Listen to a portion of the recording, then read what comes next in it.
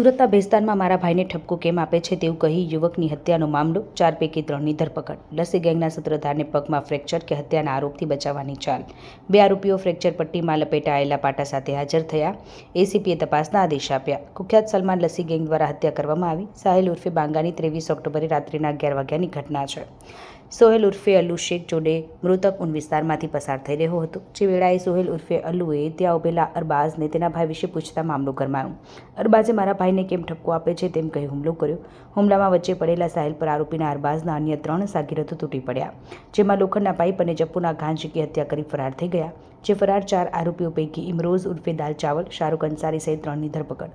આરોપીઓની ધરપકડ કરી ઘટનાનું રિકન્સ્ટ્રક્શન કર્યું. ઉન વિસ્તારમાં જાહેરમાં વરઘોડો કાઢી કાયદાનું ભાન કરાવ્યું.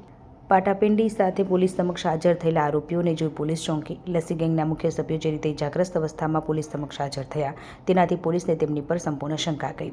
એસીપી દીપ વકીલનું નિવેદન. હાલ આરોપીઓની ધરપકડ કરાઈ. 2 આરોપીઓએ ફ્રેક્ચર થયું હોવાનું જણાવ્યું. સારવાર સંબંધિત તમામ ફાઇલો મેં તાત્કાલિક મંગાવી. ફાઇલના આધારે તપાસ કરીશું કે તેમાં કેટલી સત્યતા છે. 12થી વધુ ગુનાઓનો ઇતિહાસ. આરોપીઓનો ગુનાહિત ઇતિહાસ પણ ગંભીર છે.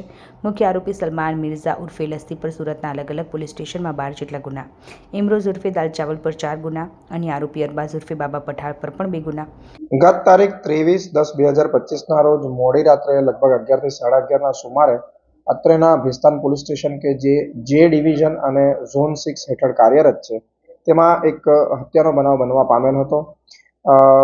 બનાવની વિગત એવી છે કે બનાવના ફરિયાદી સુહિલ ગુલામ સાદિક શેખ ઉર્ફે અલ્લુ નાઓએ તેમની ફરિયાદમાં જણાવેલ હતું કે સામેવાળા 4 આરોપીઓ તેમની પર જૂની અદાવત રાખીને સમાધાન માટે બોલાવી હુમલો કરેલ હતો, છરીથી હુમલો કરેલ હતો, જેમાં તેમના એક ફરિયાદીના મિત્રનું મૃત્યુ પણ ગયેલ છે.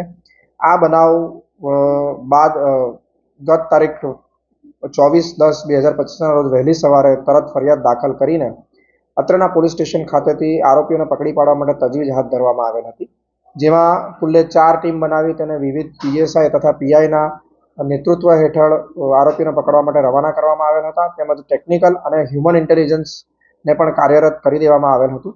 ટેકનિકલ અને હ્યુમન ઇન્ટેલિજન્સના પ્રતાપે બાતમી મળતા આ આરોપીઓ પૈકી 3 આરોપીઓને હાલ ઝડપી પાડવામાં આવેલ છે.